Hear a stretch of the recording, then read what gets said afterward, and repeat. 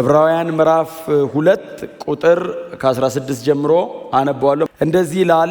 ከቁጥር 16 ጀምሮ እሱ የመጣው መላእክትን ለመርዳት ሳይሆን የአብርሃምን ዘር ለመርዳት እንደሆነ ግልጽ ነው ይልና ቁጥር 17 ላይ ስለዚህም በሁሉም ነገር ወንድሞቹን መምሰል ተገባው። ይህንም ያደረገው መሐሪና ታማኝ ሊቀ ካህናት ሆኖ እግዚአብሔርን ለማገልገልና ለሕዝቡ የኃጢአትን ስርየት ለማስገኘት ነው። እርሱ ራሱ በተፈተነ ጊዜ መከራን ስለተቀበለ የሚፈተኑትን ሊረዳቸው ይችላልና። ጌታ ይመስገን። ባለፈው ሳምንት እርሱ የመጣው የአብርሃምን ዘር ለማገዝ እንጂ መላእክትን ለመርዳት እንዳልመጣ ግልጽ ነው የሚለውን አብረን የአብርሃም ዘር የሚለው ራንደምሊ የአብርሃም ዘር ማለት ዝም ብሎ የሰው ዘር ማለት አይደለም ተባብለናል። ኢየሱስ ሊያግዝ የመጣው የአዳምን ዘር ሳይሆን የአብርሃምን ዘር ነው የሚለውን ተናግሬያለሁ። የአዳምን ዘር ሳይሆን የአብርሃምን ዘር ነው። ስለዚህ አብርሃም መጽሐፍ ቅዱሳችን ላይ ኮት የተደረገበት አዲስ ኪዳን ላይ በክርስቶስ ኢየሱስ መስቀል በኩል ተሻግሮ አዲስ ኪዳን ላይ የመጣበት እምነት አለው።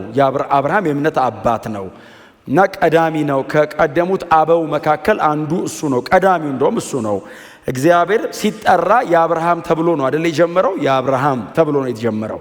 እግዚአብሔር አባቶቻችን ሲጠሩት የአባቶቻችን የአብርሃም ብለው ነውና እግዚአብሔር ራሱ መጠሪያውን ሲጀምር የጀመረው አብርሃም ጋር ነው። ስለዚህ የአብርሃም እምነት አለ። እምነቱ መታዘዝ፣ መሰጠት፣ መገዛት ነበረበት። እምነቱ ሰሚሽን አለ።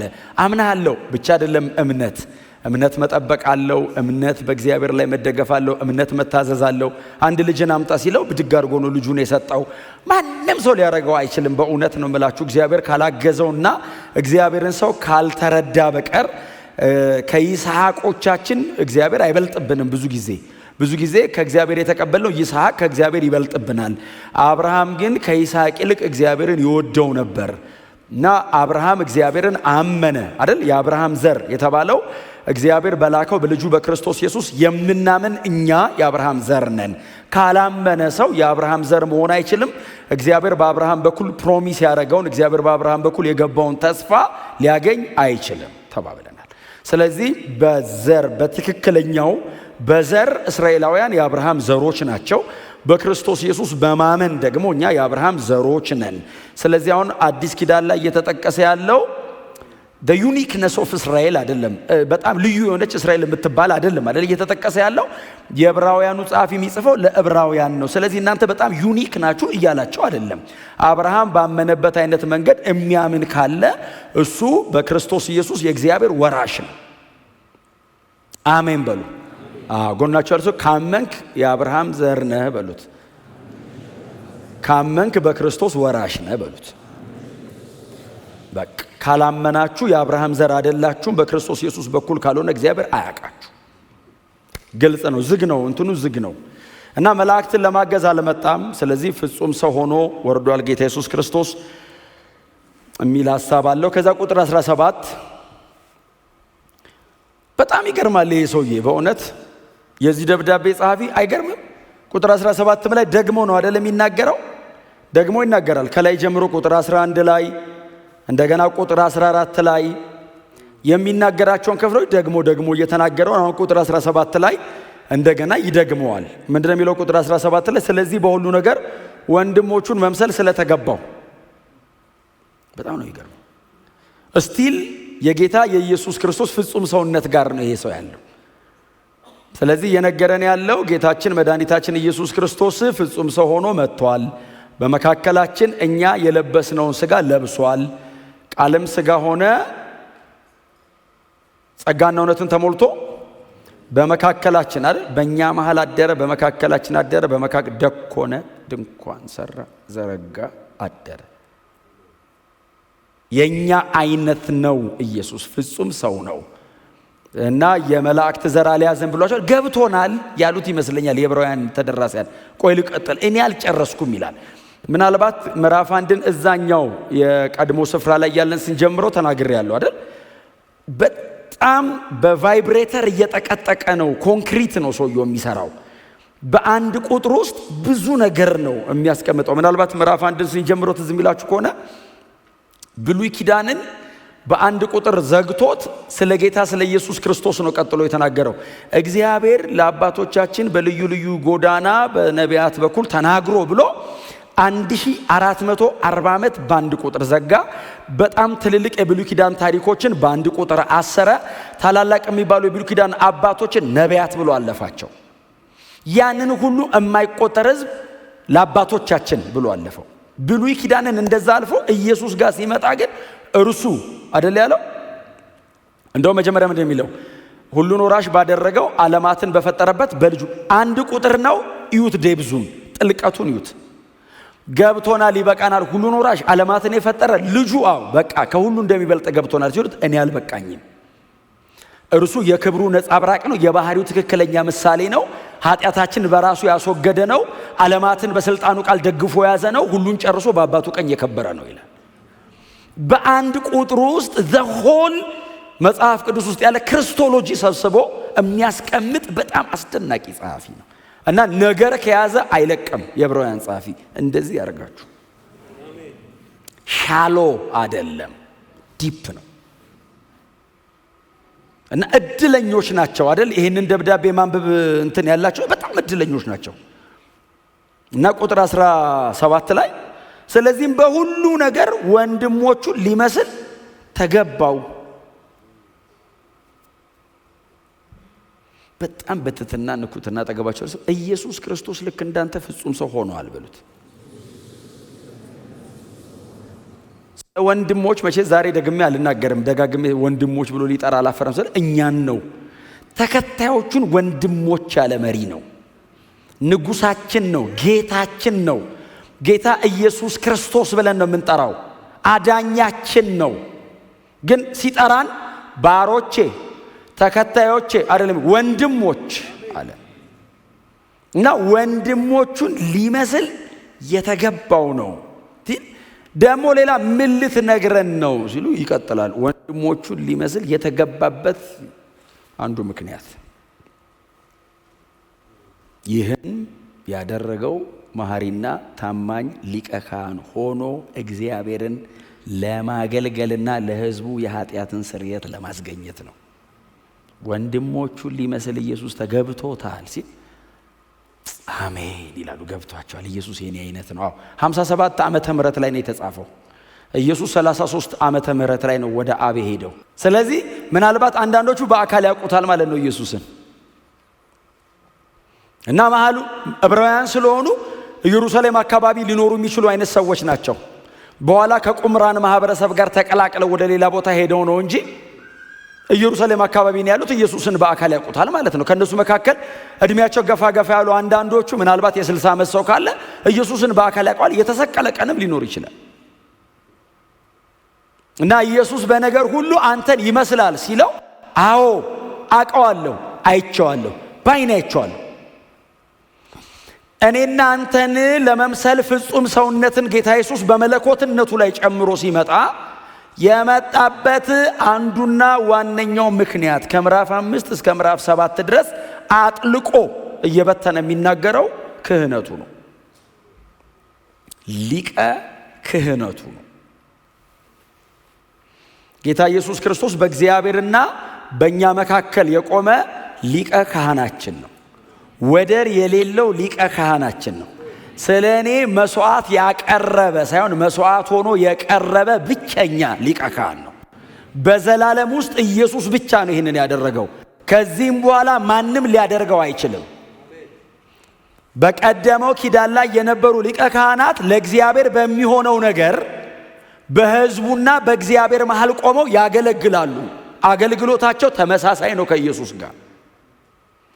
ልዩነቱ ምንድነው? ካህኑ ስለራሱና ስለሚያገለግለው ወይንም በእግዚአብሔር ፊት ይዞ ስለሚቀርበው ሕዝብ ኃጢአት መስዋዕት ያቀርባል። ስለራሱም ደግሞ ስለ ሕዝቡም መስዋዕት ያቀርባል። ካህኑ የሚያገለግለው ለእግዚአብሔር በሚሆን ጉዳይ በሕዝቡ ፊት ቆሞ ነው የሚያገለግለው። አገልግሎቱ በእግዚአብሔር ሳይድም ነው፣ ደግሞ ለሕዝብም ነው። ብቻውን ግን መቆም ስለማይችል ጽድቁ በእግዚአብሔር ፊት ሙሉ ስለማይሆን ለራሱም መስዋዕት ያስፈልገዋል። በንጽህና ነው የሚኖረው ካህን። በጥንቃቄ ነው የሚኖረው ካህን። የፈለገውን እያረጋ አይኖርም ካህን። የፈለገውን ማረግም አይችልም። ባይዘዌ ያቁታል። ከቤተ መቅደሱ አካባቢ አይጠፋም። ስፔሻሊ ሊቀ ካህን ከሆነ ቅድስት ነው የሚቀመጠው። በዓመት አንዴ ቅድስተ ቅዱሳን ይገባል። አደባባይ ብዙ ጊዜ በነፃነት ኢቭን መውጣት አይችልም። ጥብቅ ያለ ጥንቅቅ ያለ እንደ ሕጉ ነው የሚኖረው። በዚህም አይነት ጥንቃቄ ውስጥ እየኖረ ስለ ራሱ ግን መስዋዕት ያስፈልገዋል። እግዚአብሔር ያንን ያክል ቅዱስ ነው። የፈለገውን ያክል በጥንቃቄ ቢኖር በእግዚአብሔር ቅድስና ፊት ኃጢአተኛ ነው። ስለዚህ የእሱን ኃጢአት አሸፍኖ የሕዝቡን ኃጢአት አሸፍኖ እግዚአብሔር ሳይቀጣው ከተቀበለው ካህኑ ወክ አርጎ ይወጣና ቆሞ ሕዝቡን ይባርካል። ኃጢአታችሁን ይቅር ብሎታል ሲላቸው ሕዝበ እስራኤል እልልል ቀድመኛ እንደዘመር ነው ይቅር እንዳለምታውቀው ሊቀ ካህኑ ካለሞተ ነው። ከተረፈ ምሮሃል ማለት ነው። እና ሊቀ ካህኑ ሲገባ አቤት አዲስ ኪዳን እኮ እግዚአብሔር እንደማንችል አውቆ ነው ያዳነን። አሁን ድሮ ቢሆን አንችልም ሁላችንም። በእውነት አዲስ ኪዳን ራሱ አሁን ብዙ ሰው ከብዶታል። ዝም ብሎ ዘው ብለን እየገባን ራሱ ከብዶናል። እንኳን በፕሮቶኮል ገብተን እግሩ ላይ ገመድ ይታሰራል። ከዛስ አለዋ ላይ ድምጽ የምታሰማ እንትን ይንጠለጠልለታል እግሩ ስር። ከዛ ሰማ ክሽክሽ ያደርጋል አለው ነው። ከዛ ገመዱን ቼክ ሲያደርጉ ጎተት ካረገ አለ በህይወት። ዝም ካለስ ደጅ ቆመው ገብቶ የሚያወጣ የለም። እግዚአብሔር ነው ውስጥ ያለው ይገለዋል። የሚገባውን ገብተ ማውጣት ስለማትችል እኮ ነው ገመድ። በጣም ድቅድቅ እንዲህ አይንን ቢወጉ አይታየም። የሚጠቀሙት መጋረጃ ከግንብ ይወፍራል። ግጥም ነው የሚለው ሊቀ ካህኑ ሲገባ። መብራት ይዘ መግባት አትችልም። ምክንያቱም እግዚአብሔር ብርሃን ነው ይላል መጽሐፍ ቅዱስ። አታበድረውም መብራት። ትሞታለህ መብራት ብትይዝ። ጸጥ ብለህ ነው የምትቆም። ብርሃን ቢበራ ሰውና እግዚአብሔር ከተገናኙ ሰውየው ካየው ይሞታል። ስለዚህ አስቡት ፕሮቶኮሉን። ዘሌዋውያንን ሂዱና አንብቡ።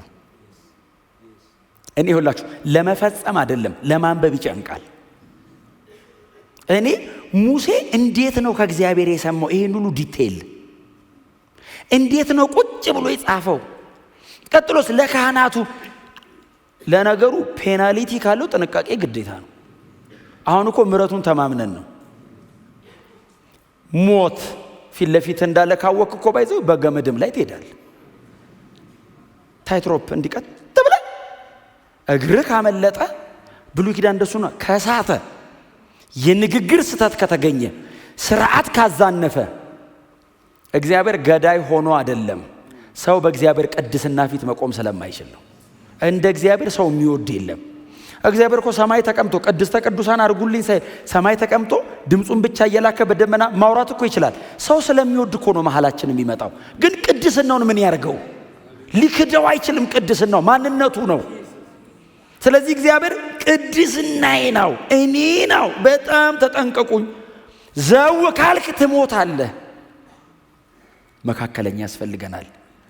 የናንተን ኃጢአት ወክሎ የሚቆመው የናንተ አይነት መሆን አለበት። ስለዚህ ከናንተ መሃል ነው የምመርጠው አለ እግዚአብሔር። ሊቀ ካህን ከህዝቡ መሃል እግዚአብሔር ይመርጣል። የህዝብን ኃጢአት ይዞ በእግዚአብሔር ፊት ነው የሚቀርበው። ጌታ ኢየሱስ ክርስቶስ የጠላውን ኃጢአት ተሸክሞ ለመቅረብ የጠላውን አይነት መሆን አለበት። የክህነቱን ስራ ለመስራት የኔ አይነት መሆን አለበት። አለበለዚያስ አይችልም ማረግ። የኔን ኃጢአት ለማስወገድ እንደ ወንድሞቹ ሊሆን ተገባው። ለምን? የክህነትን ስራ ለመስራት እኔን ነው ወክሎኝ የሚገባው። መልአክ ሆኖ እኔን ወክሎ መግባት አይችልም። በመለኮትነቱ እኔን ሪፕሬዘንት ማድረግ አይችልም። በፍጹም ሰውነቱ ነው እኔን ይዞ መቅረብ የሚችለው። እማይኮን ሆነ ኢየሱስ። አምላክ ሰው ሆነ ሊሆን አይችልም። አንዴ ነው የሆነው። እሱንም ኢየሱስ ነው ያደረገው። ይሄም ደግሞ አይደገምም፣ አንዴ ነው። እስቲ አሜን በሏ። አይ የኢየሱስን የክህነት ስራ የኢየሱስን በእግዚአብሔርና በእኛ መካከል የማማለድ ሥራ ለመተካት መሞከር ማለት የእግዚአብሔር ልጅን የኢየሱስን ደም እንደማክፋፋት መቁጠር ነው። ኢየሱስ ከመለኮትነቱ ላይ ሰውነትን ጨምሮ የተዋረደበትን ጉዳይ ለሰንበዲ ብሰጥ ማለት ነው። አይምርህም እግዚአብሔር። ወንጌል ነው ይሄ፣ የኔ ፐርሰናል ቢዝነስ አይደለም። መለኮት ከሰማይ ፈርሞ የላከው ፕሮግራም ነው። አይቀልድም እግዚአብሔር። በልጁ ደም እግዚአብሔር አይጫወትም። አንድ ልጁን ገሏል፣ ለእከሌ ላበድር አልችልም። የኢየሱስ ብቻ ነው ይሄ ሥራ። እግዚአብሔር የተቀበለው የኢየሱስን ደም ብቻ ነው። እውነቴን ነው የምላችሁ። እምነቱ እንዲደራጅ አይደለም የምሰብከው፣ የተጻፈ ነው። ከዚህ ውጪ እውነትም የለም። የመጨረሻው ይሄ ነው። እውነቴን ነው የምነግራችሁ። አንዳንድ ጉንጭ የሚያለፋ ጭቅጭቅ ውስጥ አትግቡ። እውነት አለቅ። ከተቀበለ ይቀበል፣ ካልተቀበለ ምንም ላረግ አልችልም። እኔ ሳምባዲ እንዲያምንልኝ ብዬ ያልተጻፈ ነገር አላወራም። የተጻፈ ኢየሱስ ሞቶልሃል እምቢ ካለኝ ጥላውን ሞቶልሃል ብዬ አላሳምነውም። አልሞትለትም። በሞትለትም አላድነው። እግዚአብሔር የተቀበለው ደም አለ።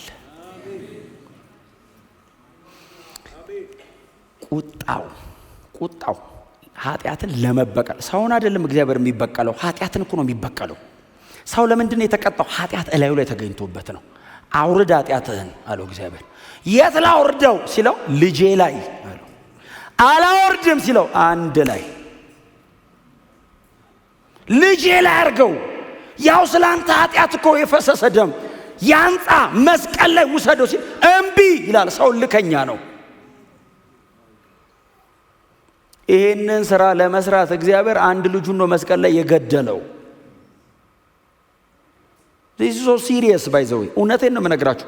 በጣም ነው የምወዳችሁ፣ በጣም ነው የማከብራችሁ፣ በጣም ነው የምጠነቀቅላችሁ። ከእግዚአብሔር በላይ ግን አልወዳችሁ። ከዚህ ውጭ እውነት የለም። እግዚአብሔር ድሮም ዘንድሮም ወደፊትም ኃጢአትን ይቀጣል፣ አይታገስም። ለምን? አንድ ልጅን ገድያለሁ በዚህ ጉዳይ እና ካህኑ ምን ያደርጋል መሰላችሁ? ኃጢአት ለማስወገድ ዘሌዋውያን 16 ላይ ሄዳችሁ ማንበብ ትችላላችሁ። ከቁጥር 20 አካባቢ ጀምሮ ምን ይላል? ካህኑ ይላል የተመረጠ ፍየል ያመጣል። ሄዶ ያመጣና ሕዝበ እስራኤል ከሱ ጀርባ ይቆማል። አሮን ማለት ነው። ሊቀ ካህኑ አሮን ነው። በዛ ዘመን እግዚአብሔር የመረጠው ሰው አሮን ነው። አሮን ይመጣና የፍየሉን ራስ ይዘዋል። ጭንቅላቱን ይዝና የሕዝቡን ኃጢአት ይናዘዝበታል።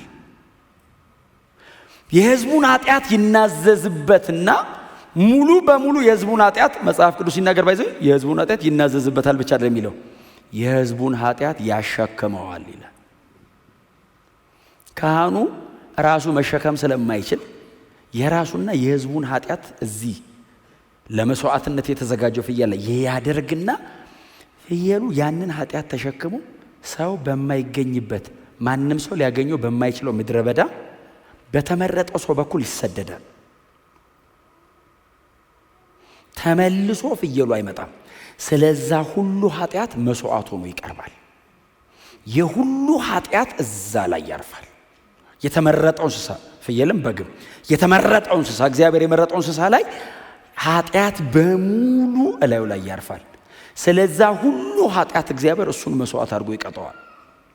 ጌታ ኢየሱስ ክርስቶስ የሆነው እንደዚህ ነው። ስለ ኃጢአቴ እንደ አሮን መስዋዕት አምጥቶ በግ አድርጎ በጉ ላይ ጌታ ኢየሱስ ክርስቶስ ኃጢአታችንን አልተናዘዘም። እሱ ነው የእግዚአብሔር በግ። ትዝ ይላችኋል? ዮሐንስ ወንጌል ምዕራፍ 1 ላይ መጥምቆ ዮሐንስ ያለው ትዝ ይላችኋል? እንትን ብለዋል፣ ተገናኝቷል። ከዚህ በፊት ሲያጠምቀው አውቆታል ማን እንደሆነ ሲያጠምቀው። ከዛ ዮሐንስ ቆሞ እየሰበከ ነው የእግዚአብሔር መንግሥት ቀርባለች በመካከላችሁ ናት እያለ ሲሰብክ ኢየሱስ በዛ በኩል አለፈ። እንደዛ አለፈ። የ30 ዓመት ወጣት ነው። በ30 ዓመቱ ነው አገልግሎት እና የ30 ዓመት ልጅ ነው እንግዲህ እኛም ታናሽ ነው ማለት ነው። አስበው ዝም ብለህ በአይን ዝም ብለህ ሳለው የዘላለም አምላክ የ30 ዓመት ወጣት ሆኖ በእውነት ነው ማለት ነው። እግዚአብሔር ካላበራልህ እኮ ለመቀበልም አይሆንም። እንኳን እኮ ከ2000 ዓመት በኋላ እኛ ተፈጠርን። ለማመን አዳጋች ነው። እንዲህ ሲያልፍ ዮሐንስ እንደዚህ ያየው እየሰበከ እኮ ነው። እንደዚህ የዓለምን ሁሉ ኃጢአት የሚያስወግድ የእግዚአብሔር በግ እንዲህ እየጠቆመ ህዝቡ ሁሉ ዮሐንስን እየሰሙ ነው። አሁን እናንተ በጣም ነው እየሰማችሁኝ ያላችሁት። ጌታ ይባርካችሁ። አሁን ያውና ብል ሰው ሁሉ ዮሐንስ ፊታቸውን እንዲህ እንዳይመልሱ ነው ያደረገው፣ በዛው እንዲሄዱ። ዮሐንስም ከኋላ ይከተላቸዋል። እዛ ቸርች ግቡ አላቸው። እኔ ራሴ እዛ ተመዝግቤያለሁ። እኔ በውሃ ጠምቃለሁ፣ እሱ በእሳትና በመንፈስ ያጠምቃችኋል አላው። ምን ትሰራላችሁ አለ። እኔ ጋር ሂዷ። ወዴት? ወደ ኢየሱስ። እስቲ አሜን በሏ።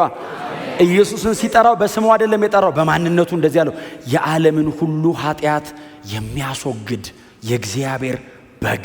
እግዚአብሔር በግ አቀረበ፣ መስዋዕት የሚሆን በግ አቀረበ። ምን አይነት በግ? የዓለምን ሁሉ ኃጢአት ይዞ የሚሞት። ወደ ምድረ በዳ ወስደ እምትለቀው አይደለም፣ ይሞታል ኢየሱስ።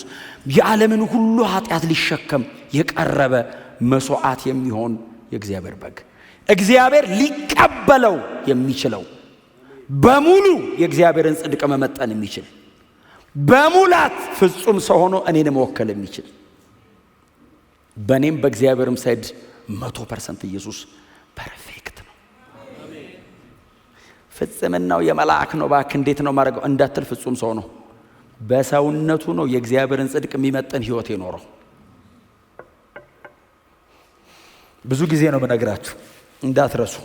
ኢየሱስ መሬት ላይ የኖረበት ቅድስና አባቱ በሰማይ የኖረበት አይነት ነው። አብ በሰማይ ማንም ሊቀርበው የማይችለው ቅድስናውን ኢየሱስ ናዝሬት፣ ቅፍርናሆም፣ ኢየሩሳሌም ኖሮበታል። ክብር ለዘላለም ለሱ ይሁን። ሁለት ነገር አለች፣ እሷን ልንገራችሁ። ሁለት ነገር ነው አይደል የሚያስቀምጠው? መሐሪና ታማኝ ሊቀ ካህን። መሐሪና ታማኝ ሊቀ ካህን በሁለት ሳይድ ነው። ታማኝነቱ በእግዚአብሔር ሳይድ ነው፣ መሐሪነቱ በእኔ ሳይድ ነው። ጌታ ኢየሱስ ክርስቶስ ክህነቱ መሐሪና ታማኝ ሊቀ ካህን ነው። በእኔ ሳይድ ትንሽ ትንሽ ኃጢአት የሚሰራ አይደለሁም፣ ኃጢአተኛ ነኝ። ኃጢአተኛ ማለት ኃጢአት እየሰራ የሚኖር ማለት ሳይሆን በማንነቱ ምንም ኃጢአት ባይሰራ በማንነቱ ኃጢአት አለ። የተወራረሰ ኃጢአት አለ ላዩ ላይ። የፈለገ በንጽህና ቢኖር በእግዚአብሔር ፊት መቆም አይችልም። ኃጢአተኛ ነኝ። ስለዚህ በእኔ ሳይድ መሐሪ ነው። በእግዚአብሔር በኩል ደግሞ የአባቱን ፈቃድ ምንም ሳያዛንፍ የሚፈጽም ታማኝ ነው። አብ እንደዚህ ሳየው የታመነ ሊቀ ካህን ይለዋል፣ እኔ ሳየው መሐሪ ይለዋል። እነዚህን ሁለት ባላንሶች ይዞ መሃል ላይ ቆመ።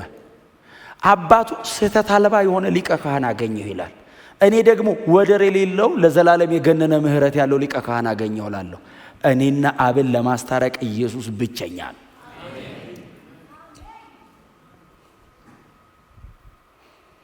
የብሉይ ኪዳን ካህናት መማር አይችሉም። እግዚአብሔር ምር ነው የሚለምኑት። ኢየሱስ መሐሪ ነው። የብሉይ ኪዳን ካህናት በጣም ታማኞች ናቸው፣ ግን ይጎላቸዋል። ኢየሱስ በእግዚአብሔር ፊት ለዘላለም ታማኝ ነው። መሐሪና ታማኝ ሆነ። አንድ ጥቅስ አለ ትዝ አለኝ። አንደኛ ሳሙኤል ምዕራፍ 1 ላይ አንድ የእግዚአብሔር ሰው ነው የሚለው፣ ነቢይ ምናምን ብሎ ስሙን አይጠቅሰውም። አንድ የእግዚአብሔር ሰው እነ ኤሊ ወደ ነበሩበት ወደ ቤተ መቅደሱ መጣና ትንቢት ተናገረ ይላል። የሰራዊት ጌታ እግዚአብሔር እንደዚህ ይላል አለና ትንቢት ተናገረ። ምን ይላል ብለው ሲጠብቁ በቤቴ የታመነ ካህን አስነሳለሁ አለና በልቤም በነፍሴም እንዳለ እንዲሁ ያደርጋል አለ።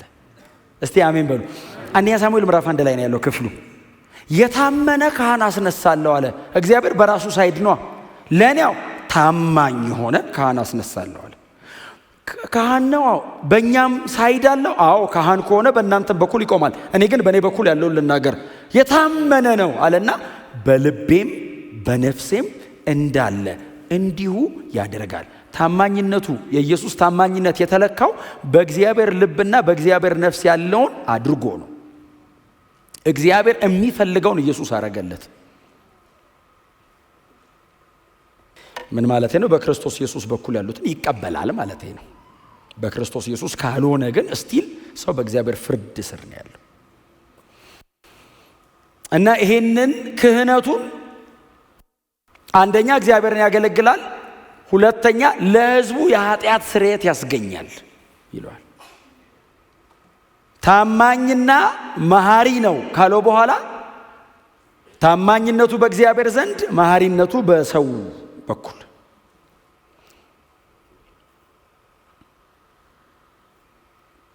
ታማኝነቱና መሐሪነቱ ወደ አገልግሎት ሲመጣ በጣም ፈንክሽናል ሲሆን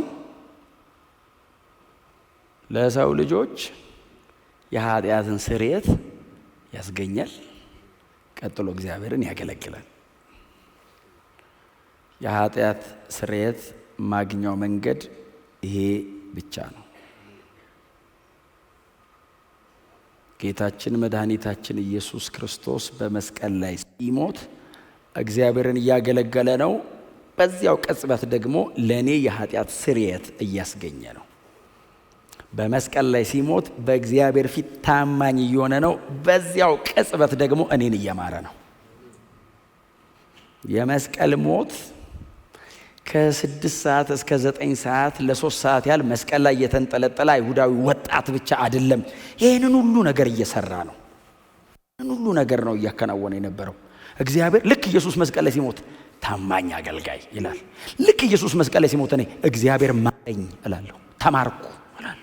እግዚአብሔር ኃጢአትን ይቅር አለ እላለሁ። እኔ እግዚአብሔር ታማኝ ሊቀ ካህን አገኘሁ፣ በልቤና በነፍሴ ያለውን የሚያደርግልኝ ሰው አላገኘሁም ይላል እግዚአብሔር። አላገኘሁም። ብሉይ ኪዳን ላይ ያሉ በጣም የተባረኩ አገልጋዮች አሉ። አዎ የነ ሙሴ አይነት እንደ ሎሌ የሆኑ። ይሄኛውስ ልጅ ነው፣ ያኛው ባሪያ ነው። ፊቱን እያየ እያነበበ ምን ትፈልጋለህ እያለ እየለመነ እየጠየቀ ነው። ኢየሱስ ምን ትፈልጋለህ ብሎ አይጠይቀውም። የአብ ሰብስታንስ አለ፣ በአባቱ ያለውን ያውቀዋል። እነ አሮን በጣም የተመሰገኑ ሊቀ ካህናት ናቸው። ባይዘው አሮን የተመሰገነ ብቻ አይደለም፣ በጣም የተከበረም ሊቀ ካህን። በሕዝቡ መካከል እግዚአብሔር የመረጠው የመጀመሪያ ሊቀ ካህን ነው። የሌዊ ዝርያ ነው፣ የተመረጠ ሰው ነው፣ ክቡር ነው። ባይዘው እግዚአብሔር መርጬዋለሁ ብሎ ከበትሮች መካከል የሱን በትር ብቻ ለይቶ እግዚአብሔር እንድታቆጠቁጥ እንድታፈራ አድርጎለታል። የተመረጠ ነው። በእግዚአብሔር ልብና ነፍስ ያለውን ግን አያደርግም። ያንን የሚያክል ካህን ከተባለ አሮን ነው የሚጠቀሰው። ሲጀመር ሌላ እንኳን አንጠቅስም፣ አሮን ነው የምንጠቅሰው። ፊታችን የሚመጣው አሮን ነው። የአሮንን ክህነት ግን አንዳንድ ቦታ አንብባችሁ ታውቃላችሁ። ሙሴ 40 ቀን ተራራ ላይ ሲቆይ አሮን ምን እንዳረገ? ከግብፅ ስትወጡ ከዛ ከሰዎቹ የወሰዳችሁትን ወርቅ አምጡ ብሎ እንደሚፈልጉት አድርጎ የሚል ቃል አለ።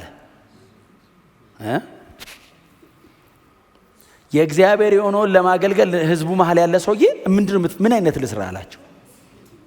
ምን አይነት ይሁን? ጥጃ ጥሩ ነው አሉት። ጥጃ ካህን እኮ ነው፣ የተመረጠ ካህን። በእግዚአብሔር ልብና በእግዚአብሔር ነፍስ ያለውን ማረጋገን አይችልም። ደካማ ነው። ጥጃ ሰርቶ ምንድን ያለው? ቆሞ ከግብፅ ምድር ያወጣ አምላክ ይህ ነው አለ ይላል። ባይዘው ቃል በቃል ጥጃውን እግዚአብሔርን እኮ ያውቀዋል። ከግብፅ ምድር ያወጣ አምላክ በፊትም የሚሄድ አምላክ ይህ ነው አለው። ህዝቡ በልቶ ጠጥቶ ሲጨፍር የእግዚአብሔር ሰው ሙሴ ከሰማይ ከተራራ ላይ ከእግዚአብሔር ጋር አውርቶ፣ ኢያሱ ተራራ ግርጌ ስር ነው ተኝቷል። ሙሴ ደግሞ ተራራው አናት ላይ ነው ከእግዚአብሔር ጋር። ከዛ ሲወርዱ የምሰማው ድምፅ ምንድን ነው አለ ሙሴ። የድል ይመስላል አለ ኢያሱ። ምን ያርግ? እስር ነው ያለው። ሙሴ ውስጥ ነው ያለው። ሙሴ እንደዚህ ያለው የዘፈን ነው አሉ። ሙሴ ባይዘው ዘፈኑን ስለሚያውቀው እንዳይመስልህ ዲዘርኒንግ ነው፣ በእግዚአብሔር መገኘት ውስጥ ነው። ይህንን ያደረገው አሮን ነው። ይዞ የወረደውን ጽላት እኮ ሰበረ የሚል ቃል አንባቸው። ከዛስ ፈጭቶ አጠጣው ይላል ህዝቡን። ጽላት 10 ፈጭቶ ጋታቸው ታውቃለህ። ማን ነው ምክንያቱ? አሮን። ኢየሱስ በማቦታ ነው የተላከው? በአሮን። እግዚአብሔር ሲመርጥ ሲደክሙበት፣ ሲመርጥ ሲያቀታቸው፣ ሲመርጥ መሃል ላይ ሲወድቁ በልቤና በነፍሴ ያለ ያንን አምጥቶ የሚያደርጋልና እግዚአብሔር ከሰው መሃል ብቻ አይደለም የመረጠው፣ ከቀኙ ነው የላከው። ፈጥሮ አይደለም የሰጠን፣ መለኮትነቱ ላይ ሰውነት ጨምሮ ነው የሰጠን። ኢየሱስ እግዚአብሔር ነው። እግዚአብሔር ወልድ ነው። የተፈጠረ አይደለም። ኢየሱስ ፈጣሪ ነው። ሰውነትን ላይ ጨመረ። አየም ከሰው መሃል ጠፋ። ኢየሱስ እንደዚህ ያለ እኔ ሄጄ እሰራዋለሁ አለ። አባቴ ያለው አቤት የሚያስደስትህን እኔ አደርገዋለሁ አለው። በአንተ ንጽህናና ቅድስና ልካው እኔ አደርገዋለሁ። ዘካርያስ 3 ላይ ትዝ ይላችኋል። የእድፋም ልብስ ለብሶ ምናምን የሚል ቃል አንብባችሁ ዘካርያስ ምዕራፍ 3 ኢያሱ የሚባለው ሊቀ ካህን እኮ ነው። እሱ እንደውም ሊቀ ካህን አይደለም ታላቁ የሚል ከፊት አለ። ታላቁ ታላቅ ሊቀ ካህን ነው፣ ግን እድፋም ልብስ ለብሷል ይልና ከዛስ ሰይጣን ሊከሰው ድሮ ስብሰባ ይገባ ነበር ሰይጣን። አሁን ኢየሱስ ነው በደሙ ዘጋው። መሬት ቀረኛ ገባን። እኛን አስቀርቶን ነበር የሚሄደው እሱ። አሁን ኢየሱስ መቶ ቦታ አቀያየረን። እኛ ወደ ቦታችን ተመለሰን፣ እሱም ወደ ቦታው ሄደ። ኢየሱስ ምን ያልሰራው ስራ አለ? እስቲ አሜን በሏ። እና ስብሰባ ገብቶ ኢያሱ ቆሟል። ምስኪን እውነቱን የኛ አይነት ነው። እንደዚህ ቆሞ ኃጢአት ሰርቷል። እድፋም ልብሳል። እሱ ብቻ አይደለም ከምርኮ የተመለሰው ሕዝብ ሁሉ ነውና እንደዚህ ብሎ ሰይጣንም ሊከሰው በስተቀኙ ቆሟል የሚል አንብባችሁ። በኢያሱ በስተቀኝ ቆሟል ምን ማለት ነው? በእግዚአብሔር በስተግራ እንደማለት ነው። ያው እግዚአብሔር በቀኙ ልጁ ብቻ ነው ያለው። ሰይጣን ሁሉ በግራ ነው የሚቆም። ያው ፊት ለፊት ላይ ቆሞ በኢያሱ በስተቀኝ ከሆነ ኢየሱስ አለ በእግዚአብሔር ቀኝ፣ ሰይጣን በዚህ በግራ በኩል ነው ያለው። ከዛ እግዚአብሔር ኢየሱስን አየው፣ ባሪያዬ ብሎ አየው። ሰይጣን አለ ባዕድ ነው ሰይጣን። ኢየሱስና እግዚአብሔር ቤተሰብ ናቸው። ይሄኛው ባዕድ ነው። ሰይጣን ሆይ ያለው እግዚአብሔር አቤት አለ። እግዚአብሔር ይገስጽህ አለው። እኔ አየ እግዚአብሔር ይገስጽህ አለው። ከኔ በላይ ነው እግዚአብሔር። ተሱ በላይ የለማ፣ በራሱ ነው የሚገስጽህ። ተሱ በላይ ምን አለ? የመጨረሻው ራሱ ነውና ሰይጣን ሆይ ያለው እግዚአብሔር ከተጣራ ሰይጣንም ቢሆን አቤት ይላል። አቤት እግዚአብሔር ይገስጽህ። አሁን ቀጥሎስ ኢየሩሳሌምን የመረጠ ሰውየው ሊቀ ካህን ነው። በቀኝና በግራ ደረቱ ላይ 6 ነገድ ይዞ ነው የሚገባው። ብቻውን ሰው ኔሽን ሪፕሬዘንት አድርጓል። ስለዚህ እግዚአብሔር የግለሰብ ብቻ ሳይሆን የአገር መለሰ። ኢየሩሳሌምን የመረጠ እግዚአብሔር ይገስጽህ፣ ውጣ አለው። ከመሃል ውጣ አለው። እድፋም ልብስ ለብሶ የቤተሰብ ነው አለው። እኔና እሱን ጨርስ ውጣ አለው። ከሰይጣን ጋር ተደርቦ እግዚአብሔር አይመታህም። ባይዘው ብታጠፋ ራሱ እግዚአብሔር ብቻውን ይበቃል። ሰይጣንን እስቲ እጃ በድረኛ አይልም። ቅድስናን ወደኑ ሳይሆን ፈርተን። እግዚአብሔርን ስትወደው እኮ ነው የምታውለት። ለምትወዱ ሰው የምትወዱትን ነገር ሁሉ ትተዋላችሁ። የምትፈልገው ነገር ትተዋለህ። የምትወደው ሰው እኔም ፍሬክስ የማትወደው ከሆነ የፈለገ በወደው ካንቺ አይበልጥም ብዬ እግዚአብሔርን ስትወደው ነው ብዙ ነገር እንደ ፌቨርም አቆጥሮም ስተውለት ለአንተ ብዬ ጌታ ሆይ አትልም። እንኳን ተውኩልህ በመተው ራሱ ትኮራለህ።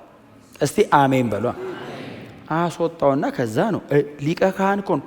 እድፋሙን ልብስ አውልቁለት አለ። ሊቀ ካህን እኮ ነው። አውለቁ። እድፋም ጥምጣም አውልቁ አለ። አውለቁ። ንጹህ ልብስ አለብስሃለሁ አሉ። ልብስን ላቀርብ አለው። ከዛስ ንጹህ ጥምጥም በጭንቅላት ላይ ያደርጋሉ አሉ። እግዚአብሔር ይሄንን ሁሉ ካለ በኋላ በሊድ አላለውም። ባሬን ቁጥቋጥን አመጣዋለሁ ብሎ ኢየሱስን እንደሚልከው ተስፋ ሰጠ። አሁን አንተ ሊቀ ካህን አው ኃጢአት ሰርተህ ትመጣና አውልቅልኝ አጥልቅልኝ ትላለህ። በኃጢአት ምክንያት ድጋሚ ርዕስ እንዳይሆንብኝ ሊቀ ካህን አለኝ። እኔ ባሬን ቁጥቋጥን ኢየሱስን እልከዋለሁ አለና የዚህን ምድር በደል በአንድ ቀን አስወግደዋለሁ። ከኃጢአት ጋር ያለኝን ጉዳይ በሱ በኩል እጨርሳለሁ አለ። እስቲ አሜን በሏ። እግዚአብሔር ኢያሱን እንደዚህ ፊቱ አቁሞ እግዚአብሔር የምድርን በደል በአንድ ቀን ያስወገደው ኢየሱስ መስቀል ላይ የሞተ ቀን ነው። ስለዚህ እግዚአብሔር ኢያሱን ፊቱ አቁሞት ክሩሲፊክሽን ያወራል። ታውቃለህ? የልቤን አደርጋለሁ። ኢየሱስ በቀኙ ነው ያለው። እልከዋለሁ አለው ለኢያሱ እንዲህ ፊቱ አቁሞ። አንተ ትደከማለህ፣ አይዞ አበረታለሁ። ልብስ ይቆሽሽባል፣ አውልቄ ንጹህ ሰጣለሁ። ይመጣል እሱ አለው፣ ይገላግለኛል። እስቲ አሜን በሏ። በጣም ብዙ እንደዚህ አይነት ጥቅሶች ማንሳት እንጂ በጣም መጽሐፉ በዚህ ነው የተሞላው። ባይዘው እግዚአብሔር የሆነ ነገር ሲበላሽበት እልከዋለሁ ይላል። ስለ ኢየሱስ ያወራል። የሆነ ዝብርቅርቅ ሲያደርጉበት ያስተካክለውና ይመጣል እሱ ይላል። እሱ ሲመጣ የልቤን ያረግልኛል ይላል። ክብር ለኢየሱስ ይሁን። ስለዚህ ታማኝነቱ በእግዚአብሔር በኩል ምህረቱ በእኔ በኩል ሆኖ ስለኔ መስዋዕት ሆኖ ነው የቀረበው። ይህን ሚስ እንዳታደርጉ። ኢየሱስ የሆነ ነገር አይደለም ያቀረበው፣ ስለኔ ራሱ ነው የቀረበው። ይሄንን ማድረግ የቻለው ጌታችን መድኃኒታችን ኢየሱስ ክርስቶስ ብቻ ነው። እስቲ አሜን በሏ። በፍጹም በእግዚአብሔር ፊት ጥላሁኑን ወክሎ መቆም የቻለ ኢየሱስ ብቻ ነው። ማንም የቻለ የለም፣ ወደፊትም የሚችል የለም። ጌታችን ኢየሱስ ክርስቶስ ብቻ። ከጸደቅን በክርስቶስ ደም በኩል ነው የምንጸድቀው። ከዳንን በክርስቶስ ኢየሱስ የመስቀል ሥራ ብቻ ነው ምንድነው። ከዛ ውጪ እግዚአብሔር አያውቅህም። ሶሪ በእውነት ይህንን ስናገር እየደፈርኳችሁ አይደለም፣ የመጽሐፍ ቅዱስ እውነት ስለሆነ። ይሄ ደግሞ ቤተ ክርስቲያን ከዚህ ውጪ የምንናገርበት አይደለም። ይሄንን ነው የምንናገረው። ከጌታ ከኢየሱስ ክርስቶስ ውጪ ከቆምኩ እኔ በእግዚአብሔር ቁጣ ስር ነኝ፣ ይፈርድብኛል። በክርስቶስ ኢየሱስ በኩል ስቆምስ ለዘላለም ምህረቴ ባንተ ላይ ነው ይለኛል። እግዚአብሔር ለ10 ዓመት አይደለም የማረኝ፣ ለ1000 ዓመት አይደለም የማረኝ። አዲስ ኪዳን ላይ ምህረቴ ለዘላለም ነው አለ። ለዘላለም ነው የከፈተው። ይሄንን መብት የሰጠኝ ግን የኢየሱስ የክህነት ሥራ ነው። በፍጹም ሮጦ የገባ የለም፣ አመልጦ የመጣ የለም፣ ታግሎ ያሸነፈ የለም። ኢየሱስ ክርስቶስ የሰራው ተቆጥሮ ነው። አሜን በሏ። ይሄንን ግን ጠብቄ መኖር አለብኝ። ማክበር ግን አለብኝ። ማክበር አለብኝ። በጣም ቫልዩ ማድረግ አለብኝ። ለምን ተደርጎ አያውቅም፣ ከዚህም በኋላ አይደረግም። አንዴ ነው የተደረገው። መንከባከብ አለብኝ። የሚጠበቅብኝን ነገር በሙሉ ማድረግ አለብኝ። ብዙ ነገር አይደለም እግዚአብሔር የጠየቀኝ። በልጄ በክርስቶስ ኢየሱስ ደም በኩል ተቀብያለሁ። አዎ የሰጠውን ይህንን ህይወት ጠብቀ ኑር ነው ያለኝ። ጠብቁ፣ ተጠንቀቁ። እውነቴን ነው የምላችሁ፣ እንዳታዘርፉት። ከኛ ጋር ነበሩ የሚል ጥቅስ አንብባችሁ። ከኛ ጋር ነበሩ፣ አሁንስ ከኛ ጋር አይደሉም። ከኛ ጋር እንዳልሆኑ ያወቅነው ከኛ ሲሄዱ ነው የሚል ቃል አንብባችሁ። ከኛ ጋር ነበሩ ማለት በዚህ ተሰብስበን እንዘምር ነበር ማለት እንዳይመስልህ። አብረውን ነበሩ በሁሉ ነገር። 12ቱ አጋንንት እንዲያወጡ ሲላኩ ይሁዳም አውጥቷል። አጋንንት በስም ወጥቶልን ካሉት መሃል ወጣ። ሲንጫጫ ነበር መንገድ ለመንገድ ሳሯሩጠው ሰይጣኑን።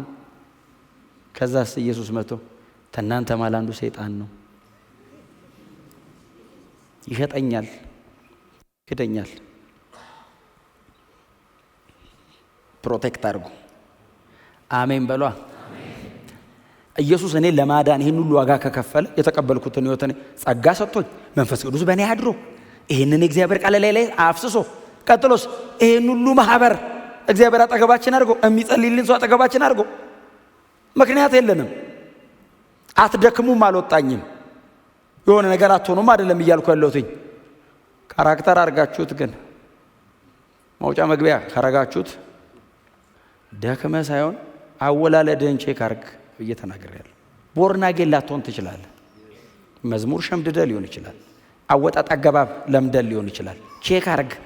ከዳንክ ትለወጣለህ፣ ታድጋለህ፣ ትለወጣለህ። የተወለደ ልጅ ያድጋል። ማደጉ አይገርምም። እንኳን አደገ ትላለህ እንጂ እንዴት አደገ ወይ ጉድ ይባላል እንዴ? ባያድግ ነው የጸሎት ርዕስ። ማደግ ኖርማል፣ መለወጥ ግዴታ ነው፣ ግዴታ እና ፕሮቴክት አድርገው። ህይወት ሊደክም ይችላል። አሁን ትላንት የነበረውን ድካምን ግን ዛሬ አደግመውም ትቀይራለህ፣ ታድጋለህ። ቻሌንጅም እንደ ብስለት ይቀየራል።